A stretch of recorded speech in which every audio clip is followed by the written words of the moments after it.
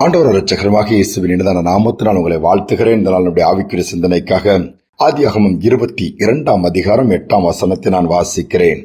அதற்கு ஆபிரகாம், என் மகனே, தேவன் தமக்கு தகன பலிக்கான ஆட்டுக்குட்டியை பார்த்துக் கொள்வார் என்றான்.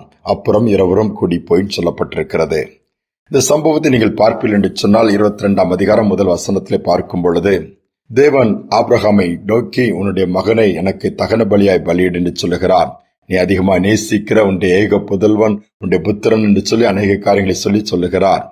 பல ஆண்டுகளுக்கு பிறகு 25 ஆண்டுகள் காத்திருந்து பெற்ற மகன்.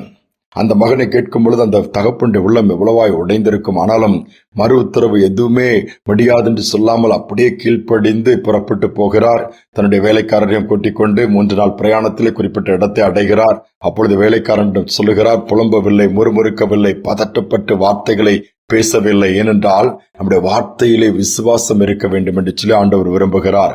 அதே ஆபிரகாமுடைய வாழ்க்கையின் மூலமா நாம் கற்றுக்கொள்ள முடியும். இந்த பகுதியை வாசிக்கிறவர்கள் ஒவ்வொருவரும் ஆதியாகமம் 22 அதில் கற்றுக்கொள்கிற காரியம் அதுதான்.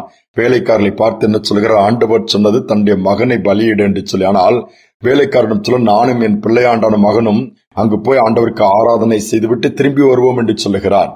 திரும்பி வருவதற்கு வாய்ப்பே இல்லை. பலியிட்ட பிறகு ஆபிரகாம் மட்டும்தான் வர முடியும். ஆனால் விசுவாசத்தை பாருங்கள், திரும்பி 2 பேருமே வருவோம். அடுத்து மலையில் ஏறும் பொழுதே மகன் கேட்கிறான், அப்பா, எல்லாம் தீ இருக்குது, கட்டை இருக்குது, மற்றபடி எல்லாமே இருக்குது, பலியிடுவதற்கு ஆட்டுக்கடா இல்லையேன்னு போது, அப்ப நீதான் வான்னு சொல்லல. மாறாக விசுவாசத்தை பாருங்கள். நமக்கு தகன பலிக்கான ஆட்டுக்குட்டியை கர்த்தர் பார்த்துக் கொள்வார். விசுவாச வார்த்தையை நாம் பேச கற்றுக்கொள்ள வேண்டும். அதிலும் வல்லமை இருக்கிறது. ஏனென்றால் விசுவாசத்திலே அவ்வளவு பெரிய சாதனைகளை சாதிக்க முடியும் என்று வேதம் சொல்லுகிறது. அவர் சொன்ன வண்ணமாகவே பலியிடுவதற்கெல்லாம் ஆயத்தப்பட்டு செய்யும் பொழுது ஆண்டவர் என்ன பண்ணுகிறார்?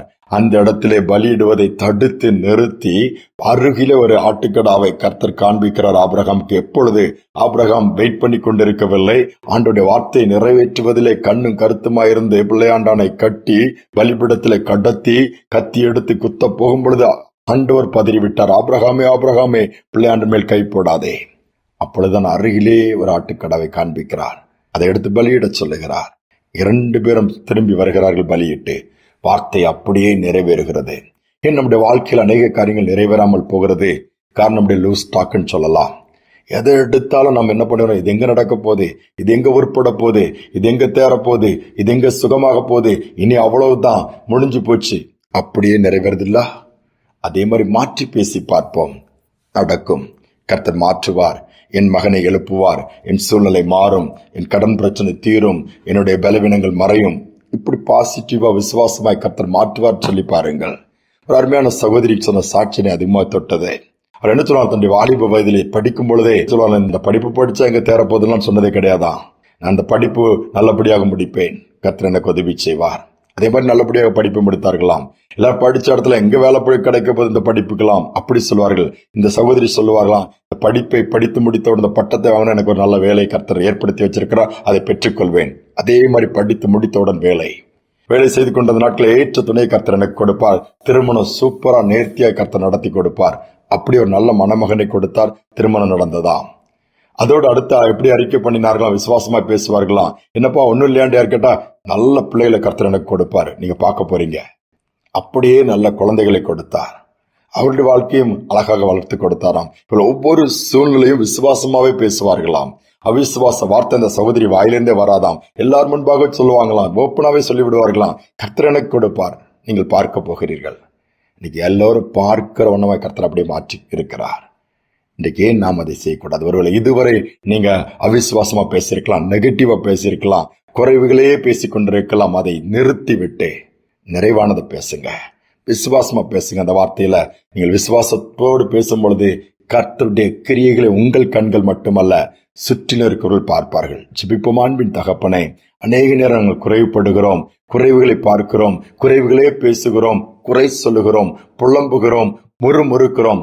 வேண்டாம் அப்பா, அதெல்லாம் விட்டுவிட்டு இந்த நாட்கள்ல நாங்கள் நிறைவானதை பேச நீ சர்வ வல்லவர், கர்த்தர் பார்த்துக் கொள்வார், கர்த்தர் செய்து முடிப்பார், கர்த்தர் யுத்தம் பண்ணுவார், கர்த்தர் எனக்கு நீதி செய்வார், கர்த்தரின் சூழ்நிலையை மாற்றுவார், கர்த்தரின் நிந்தையை மாற்றுவார், பலவீனங்களை மாற்றுவார் என்று சொல்லி அந்த விசுவாச வார்த்தைகள் எங்கள் வாயிலிருந்து வரட்டும் அப்பா. எங்கள் உள்ளங்கள் எல்லாம் விசுவாசத்தினால் நிறைந்திருக்கட்டும் அப்பா. நாங்கள் எங்கு பேசினாலும் அவிசுவாசமான வார்த்தைகளை பேசிவிடாதபடி விசுவாசத்தோடு அந்த ஆபிரகாமை போல நாங்களும் பேச உதவி செய்யும். இதை கேட்கிற ஒவ்வொருவருக்கும் இந்த கிருபை இந்த நாளில் உண்டாகட்டும். ஒவ்வொருவருக்கும் விசுவாச வார்த்தை உண்டாகட்டும் அப்பா. விசுவாசாவினால் நிறைத்தருளுவீராக. பெரிய காரியங்கள் செய்யும் இயேசுவின் நாமத்தில் பிதாவே, ஆமேன், ஆமேன். விசுவாசமாய் பேசி பாருங்கள், நிச்சயமாகவே தேவனுடைய மகிமையை பார்ப்பீங்க. இந்த சிந்தனையோடு இந்த நாளை தொடர்வோம். மீண்டுமாய் நாளை தினம் சந்திப்போம்.